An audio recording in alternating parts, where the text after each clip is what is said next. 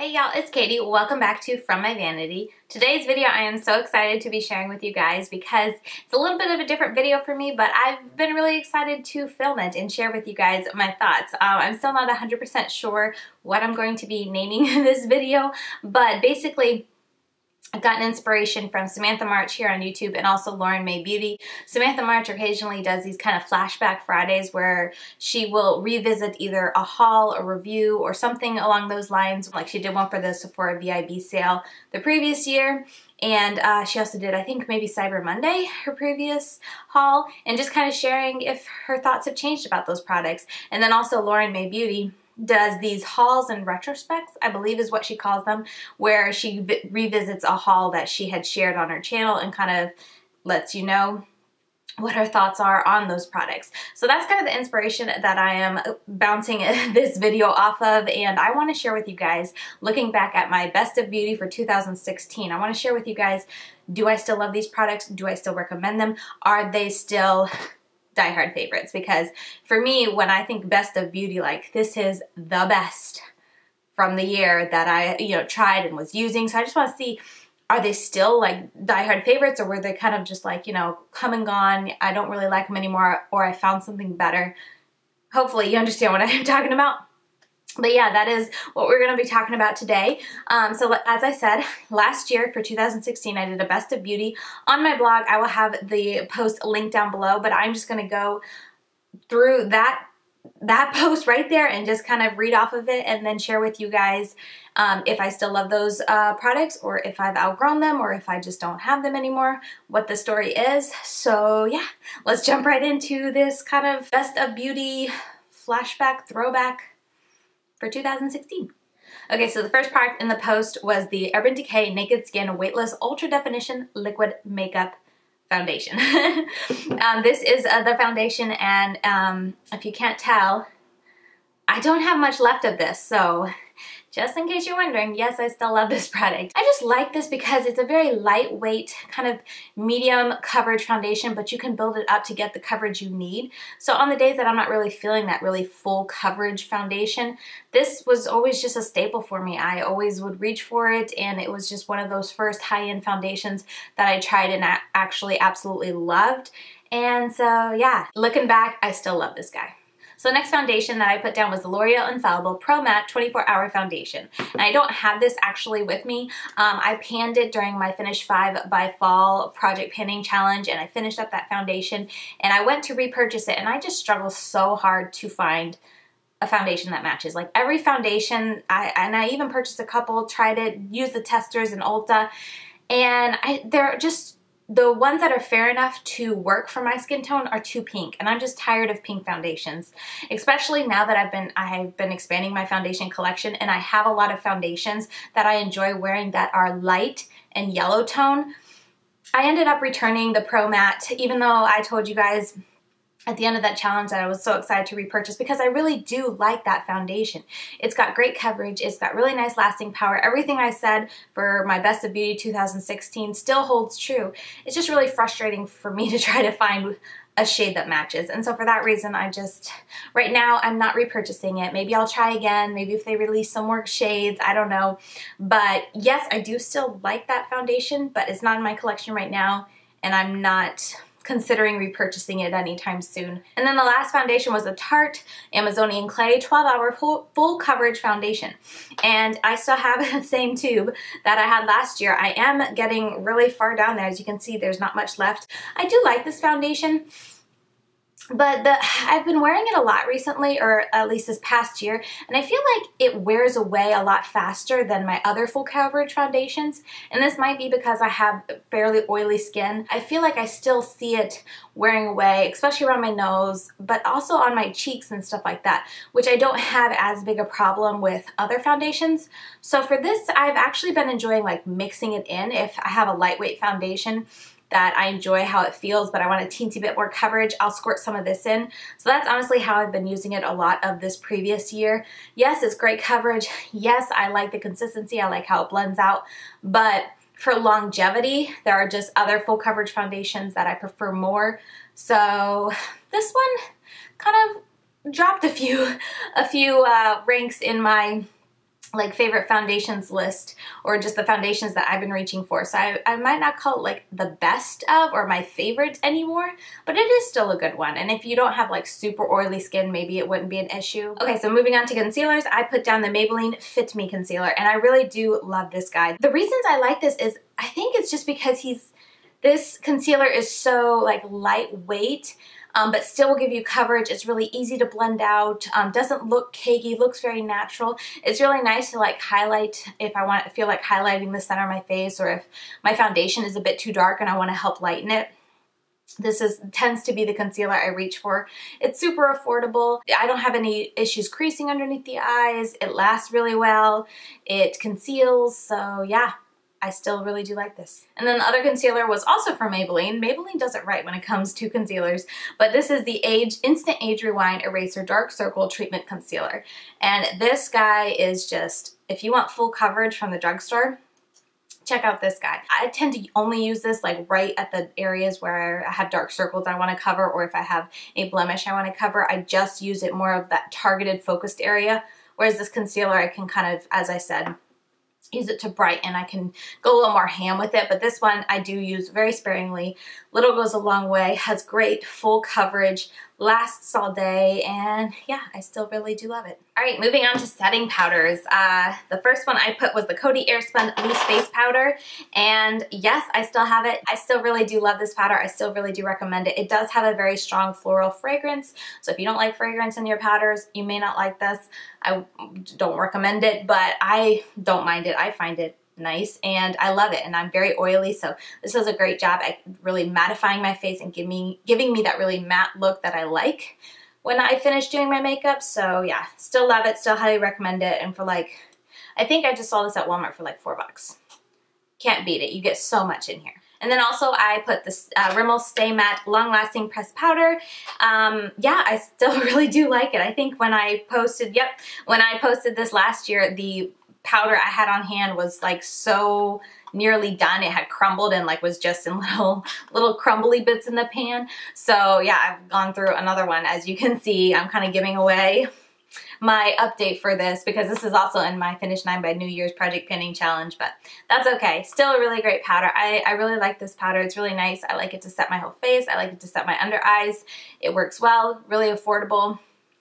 Can't beat it. And then the last setting powder I mentioned was the IT Cosmetics Bye Bye Pores Pressed Powder in the translucent version, and I just recently got another pan and I'm so excited to have this in my collection again. I like these types of powders just for setting my under eyes, and it just works so well. It's really, really like light and airy. Kind of reminds me of the NARS Chrysalis powder, but a little bit more affordable. So if you kind of want that but don't want to spend the money on that, try this out because yeah, it's just so fine, and it just does a great job at setting the under eyes, and I don't ever have any problems with creasing, and it doesn't make my under eyes look too cakey, which I really appreciate. So yeah, still a really great powder. All right, moving on to blushes. I put the Lorac Color Source Buildable Blush in Tinge. And yes, I really still love this blush. It is so, so good.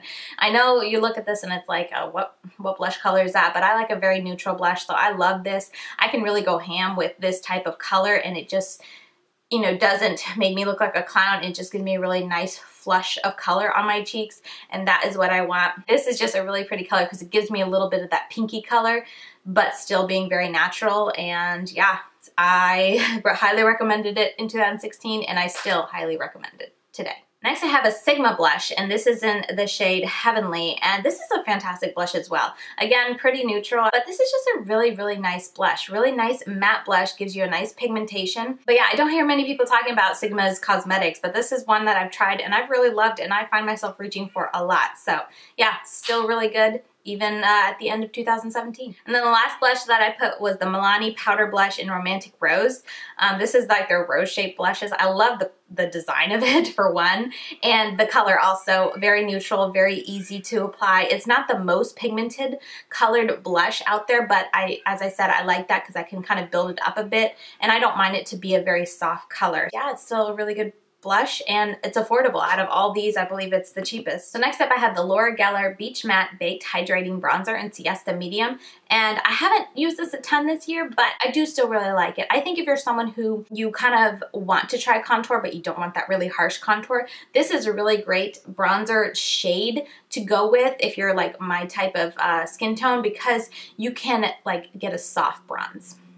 And the blending on this is just so effortless to blend in.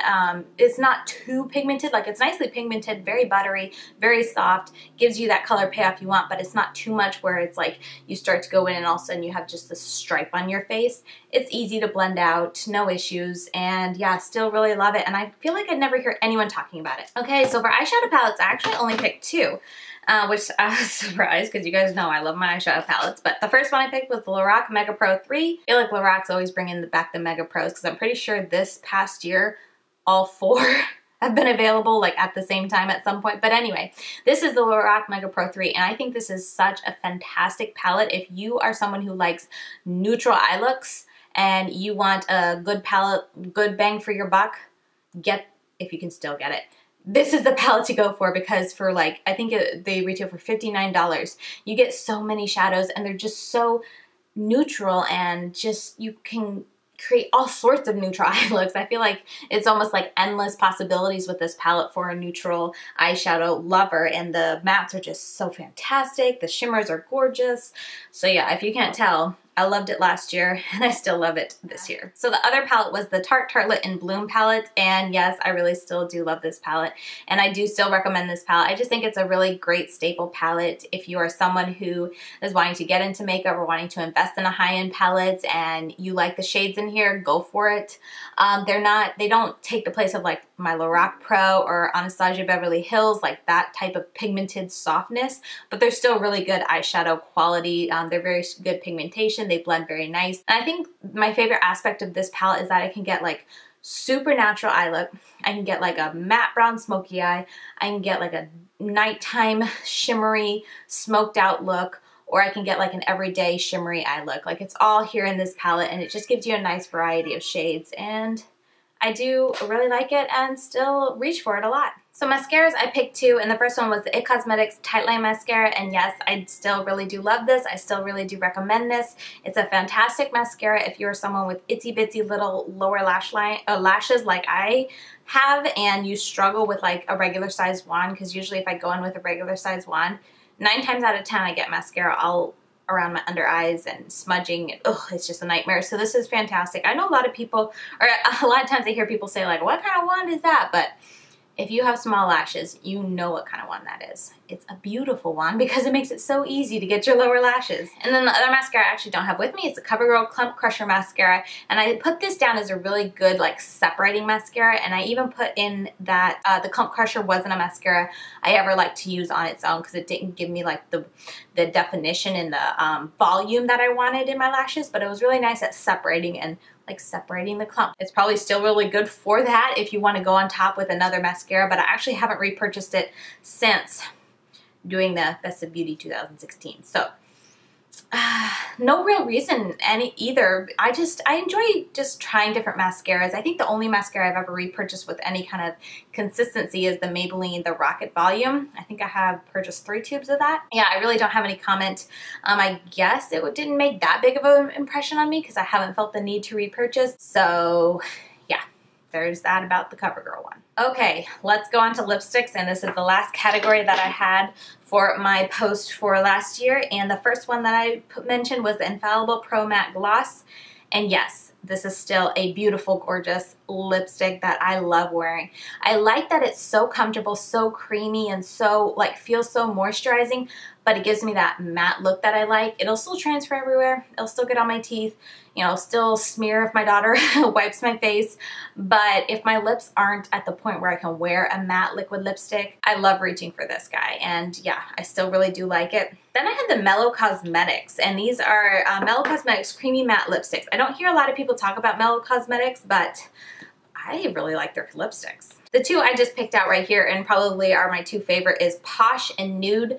Posh, I believe I put in my top 5 nude lipsticks, my top 5 favorites, and it is just a fantastic, really nude shade. I think I like how creamy and matte they are, but still like hydrating. I like the matte finish that they have, but yet they're still comfortable, they're still creamy, and they still give me like their great pigmentation, and they last very nicely and for a fairly long time on my lips, which is a lot to say for just a regular lipstick. I feel like a regular bullet lipstick, but yeah, great little lipsticks.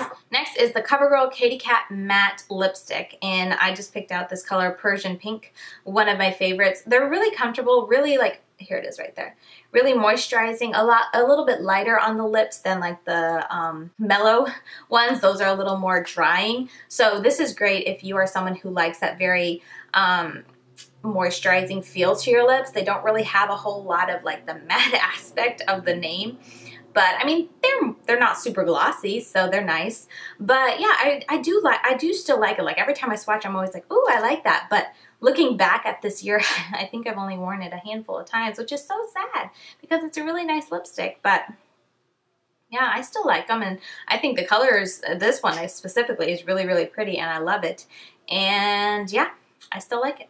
So last but most certainly not least is the Smashbox Cosmetics Always On Liquid Lipsticks. And yes, I still really do love them. They're just so comfortable, but they have such great lasting power. And I always say that these are my favorite long wear, matte, non-transferring liquid lipsticks. They last really nicely, and they're not super drying, at least for me. I know I'm a matte liquid lipstick lover, so take that into consideration when I say they're not super drying, but I don't know, I just find them really nice, and I just like the no fuss, no muss, and I like the consistency. It's more of like a moussey consistency.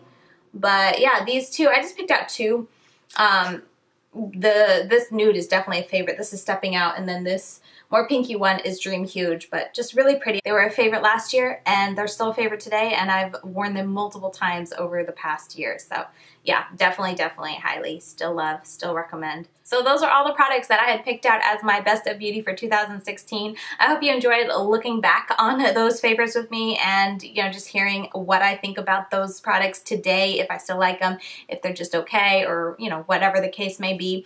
Let me know down below if you like this style of video, and yeah, I plan on filming a best of beauty for 2017, so keep an eye out for that. But I really did want to do this video where I look back on last year's favorites and just see, are they still favorites? So yeah, I hope you enjoyed this video. Let me know what you think below, as I've already said, and give this video a thumbs up if you did like it, and I will see you very soon in my next video.